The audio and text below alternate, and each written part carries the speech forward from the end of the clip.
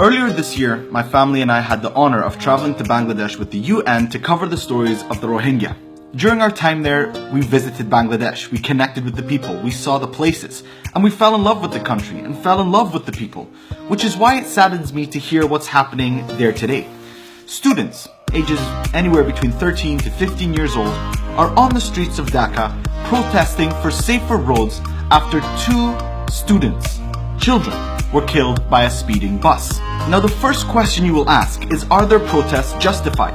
Well, according to a national committee to research this issue, 4,200 pedestrians were killed on the roads last year. That is up 25% from the year before. So is there a problem? Absolutely. So the question is, what is being done about it? According to these students, at this point in time, nothing. And I always get very concerned when I hear about protests. Specifically when I hear about protests being done by children. Because when you think about it, kids don't want to be out in the streets protesting. They want to be in school. They want to be out with their friends. They want to be out having fun, out being kids like they're supposed to be. But instead, the issue has become such a problem for them that they see no other solution than to take to the streets. And apparently some of these students are also stopping bus drivers and checking their licenses and paperwork to make sure that they are capable of driving on the streets. I mean, where are the adults and stuff in this whole equation? So if the problem is growing and kids are on the street protesting, there's either one of two things happening. Either inefficiency or corruption, both of which need to have a solution as soon as possible.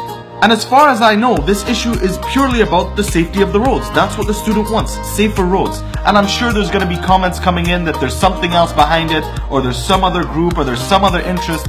But at the end of the day, these are kids on the street protesting. That is a problem. No matter what it is, if there's an underlying issue, then that needs to be solved as well. And I believe what we're seeing today in Bangladesh, like many other countries around the world, is that youth aren't just gonna sit down, be quiet, and look the other way in the face of something that's not good enough, that's not safe enough, that just makes people comfortable and suits people, and that's why they keep it that way. We live in a generation now where youth will use their voice, where youth will use the technology that's in their hand to create change, where youth will even go on the streets in the face of danger to create a better life for them and for their future, inshallah. And if we as adults, if we as the generation who are heading government and heading businesses aren't there to help them, there's something wrong with us. I wish them all the best. I wish them safer roads and safer lives. And I hope all these students can get back to school again and get to being kids again. Much love and God bless you all.